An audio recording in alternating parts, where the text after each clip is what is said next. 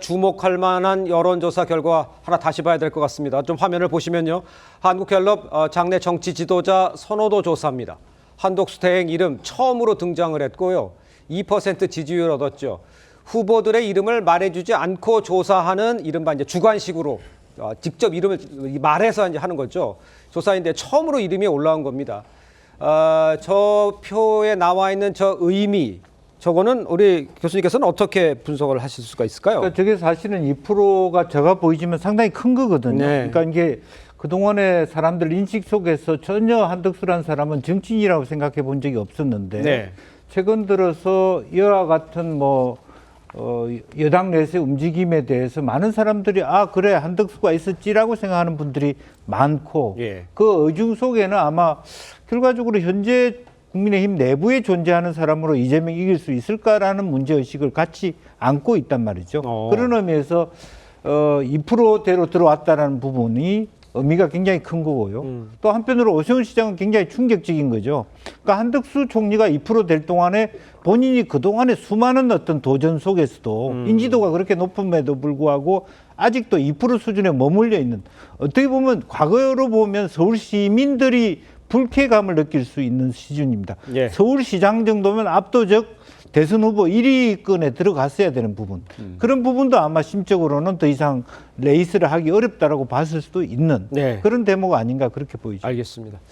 한덕수 대행은 이 보수와 진보를 넘나들면서 국무총리 또 경제부총리 주미대사 행정의 달인이다 이런 평가를 받아왔었죠. 야권을 향해서 날선 발언을 하기도 했었는데 그 장면을 한번 직접 보도록 하겠습니다. 많은 국민들께서 의원님께서 경제가 살아나고 있다. 천만에요. 우리는 더 도약을 할 거다. 이렇게 인식하고 우리 한다고 경제가 하시는 거죠. 도약을 하지 꼬꾸라집니까? 그거 원하시는 거 굉장히 아니시죠? 어려움을 겪고 계신 원하시는 아니 거 제가 아니시죠? 대한민국만 나락으로 떨어졌어요. 다 윤석열 대통령과 총리가 잘 못하는 겁니다. 아닙니다. 제가 질문한 그거는 완전히 잘못된 오도된 통계예요. 말씀해 총리. 보시죠. 제가 말씀드리겠습니다. 총리. 어떤 통계입니까? 네, 대한민국 총리입니다. 천만에요. 그렇게 안 됩니다. 그런 모욕을 하지 마세요.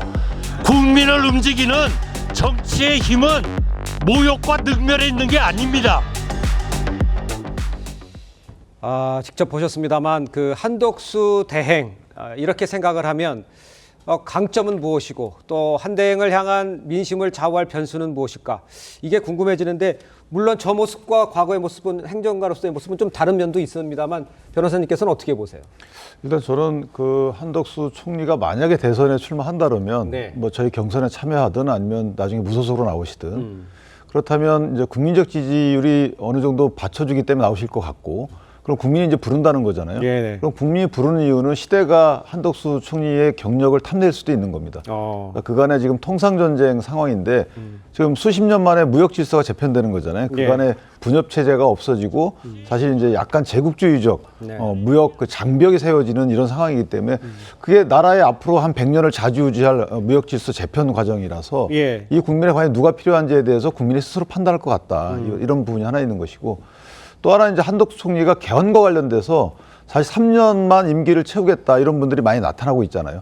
그 부분은 이제 개헌에 대한 공감대가 있는데 만약에 한덕수 총리가 나오게 되면 그 개헌에 대한 국민적 바람을 그 누구보다도 중립적으로 추진할 수 있겠다 이런 설레임이 좀 하나 있을 수 있습니다. 예. 마지막으로 이제 국민의힘 입장에서 보면 호남 출신이란 분이 또 강점인 것이죠. 네. 예컨대 이재명 대표가 상대적으로 이전 그 민주당 리더들과 달리 호남에서 지지율이 상대적으로 낮아요. 예. 그렇다면 그 공간이 많이 열리게 되고 이 공간을 만약에 한덕수 총리가 파고들어서 또 갖고 온다면 그러면 대선에서 승산이 있지 않겠는가 뭐 이런 여러 가지 바람이 더해진 것이고 가장 큰 것은 저는 그 경력이 탐난다.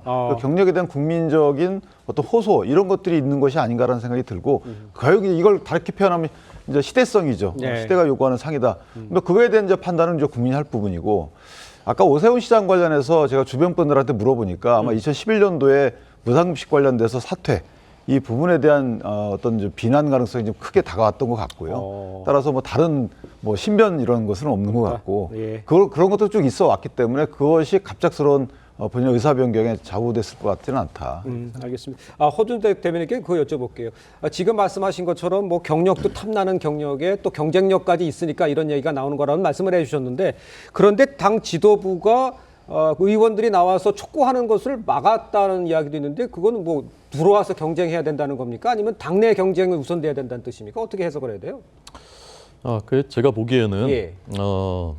이제 월요일, 화요일 후보 등록이거든요. 네네. 근데 그때 한덕수 대행이 후보 등록을 하고 그 전에 사퇴하고 후보 등록을 해서 경선을 할 가능성은 예. 굉장히 낮죠. 네네. 그 가능성은 당 지도부도 염두에 두고 있지 않다고 생각하고, 다만 이제 국민의힘 의원 50명 정도가 출마를 촉구하는 기자회견을 할 것이다라는 게 이제 보도가 됐었거든요. 50명이면 거의 의원의 절반 가까이가 되는 겁니다. 예. 자, 그런데 그것은 지도부 입장에서는 경선이 이제 내일 모레면 시작이 되는데 저희 소속 의원 절반이 그걸 촉구하는 기자회견을 한다. 그럼 이제 경선이 무용지물이 되는 것이거든요. 그렇게 둘 수는 없다라는 것이고, 예. 그런 차원에서 이제 그 기자회견은 자제해달라고 이제 요구를 한 것, 그래서 이제 그 무산된 것으로 알고 있고, 예. 다만 그것이 앞으로 이제 한덕수 대행이 무소속으로 일단 출마하고 단일화를 하고 그런 가능성까지 닫아둔 것이라고 볼 수는 없을 것 같고요. 예.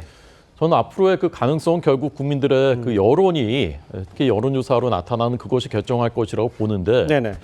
경선이 시작되면 또 어떻게 될지 모릅니다. 어떤 후보가 지지율이 굉장히 높아질 가능성도 있는 것이거든요. 다 살아있는 생물입니다. 네네. 그리고 한덕수 대행도 지금 2% 일단 시작했는데 네. 여기서 얼마나 더 오를지 그것도 예. 사실은 모르는 것이거든요. 그래서 이런 것들이 이제 그 전체적으로 작용을 하면서 앞으로의 예. 그 방향이 정해지지 않을까, 저는 그렇게 봅니다. 알겠습니다. 지금 모든 이야기가 나오고 있고 한덕수 대행이 출마하네 안 하네 얘기를 하고 있었지만 한덕수 대행은 아직까지 밝힌 바는 없습니다. 그렇기 때문에 가장 주목되는 건 한덕수 대행 실제로 대선 행보에 나설지 이 여부 아니겠어요? 그 화면을 좀 보시면요. 한덕수 대행의 입장 조금씩 바뀌고 있는 것을 저 장면을 보면 느낄 수가 있습니다. 처음에 대선에 디귿자도 꺼내지 말라고 했다. 그 다음에 8일 트럼프 대통령과의 통화에서 여러 상황에 있어 고민 중이다. 이렇게 이야기한 것을 전해줬죠. 그 다음에 10일에는 출마할 일이 있으면 알려드리겠다. 이렇게 말을 조금씩 변한 것 같은 느낌 받을 수 있을 것 같아요. 한덕수 대행, 그렇다면 과연 어떤 선택을 할지는 우리 강성필 부대변인께서는 어떻게 보세요? 저는 출마하지 않을 것으로 예상합니다. 왜냐하면 이 권력이라는 거는 스스로 쟁취하는 것이지 예. 누구로부터 선물 받는 게 아닙니다. 근데 본인이 권력 의지가 있다고 하면 방금 말씀하셨던 것처럼 국민의힘의 현역이 무려 절반 정도 되는 분들이 한덕수 권한대행을 지지하고 있다. 예. 그러면 당연히 경선 참여하셔야죠. 경선 참여하셔도 제가 봤을 때는 충분히 국민의힘 후보가 될 수가 있는 거거든요. 네. 그런데 만약에 이분이 무소속으로 나와서 보수 단일화 후보가 되려고 한다? 이거 너무 쉽게 가는 거예요. 그러면 국민의힘에서 20명 중에서 15명, 4명, 2명으로 선택된 국민의힘 후보도 정당한 과정에 의해서 선출된 경쟁력 있는 사람 아니겠습니까? 예. 근데 이분들이 그걸 인정할 수 있을까요? 애초부터 김이 빠지는 거죠. 그리고 지금 보수 안에서도 왜 계속해서 이 국민의힘 안에서 우리가 후보를 낼 수 없는 것이냐에 대한 어떤 비판적인 여론이 많기 때문에 저는 한덕수 권한대행이 이러한 전반적인 것을 생각을 한다면 네. 결국에 출마하냐 안 하냐는 내가 대통령 후보가 되는 것이고 그 이후에 대통령까지 될 수 있는가에 대한 가능성이 사실 중요한 거거든요. 근데 본인이 이 정부를 쭉 이렇게 지켜오면서 지금의 어떤 조기 대선의 국면을 보면 사실 국민의힘 후보나 보수 후보가 되어서 대통령으로 당선되기까지 미지수기 때문에 예. 저는 한덕수 권한대행이 굳이 마지막 마무리를 그렇게 어떤 가능성이 불투명한 곳에 걸까? 거기에 대해서 저는 걸지 않을 것이다. 그렇게 예상합니다. 알겠습니다. 의지도 있어야 되고 또 가능성 여부도 면밀하게 봐야 된다. 그걸 판단했을 때는 아닐 것이다라는 지적을 해주셨는데 우리 김영주 교수께서는 그렇게 이렇게 여쭤볼게요. 정치권에 있어 보시잖아요. 상황을 보면 물론 가능성은 어떤 가능성도 있을 수 있습니다. 혹시 지금 얘기한 대로 당내에서 어려우면 밖에서 있어서 어느 정도 위치를 확보한 다음에 그 다음에 어떤 합치는 이런 방안 같은 것도 가능합니까? 지금은 그런 방향이 더 유효하다고 봐야 되겠죠. 그렇습니다. 시간적으로도 그렇고, 예. 그다음에 황우여 그 선관위원장께서도 과거 같은 좀 뭐랄까요 특례적 형태의 도입 같은 것들을 전혀 일체 고려하고 있지 예. 않다라고 하는 오히려 참 이렇게 한편으로는 저는 이해할 수 없는 게 한덕수 대망론을 띄우면서도 당내의 선관위 분위기를 아주 싸늘하게 마치 들어오는 걸 막는 듯한 그리고 방식도 4대2. 예. 과연 한 총리가 갑자기 2명 안에 2명 안에 들어갈 수 있다는 조정 가능성이 얼마나 있을까. 그리고 이제 스타일인데요. 우리 윤 대통령이 충분히 그러면 2명 안에 넣어서 당시 자기를 후보로 대선 후보로 만들 수 있는 역량과 힘이 다 되냐. 만에 하나 한동훈 후보가 말하자면 이 안에 들어갔을 때 컨트롤 가능하냐. 이런 여러 가지 리스크 테이킹을 했을 때 상당히 어려움을 겪을 거라고 보여지고 또 하나는 결과적으로 밖으로 갔을 때 이미 어떤 당내 국민의힘 후보가 됐을 때 그 사람이 자기 의중을 다 끊고 한덕수를 지지할 가능성이 얼마나 있느냐.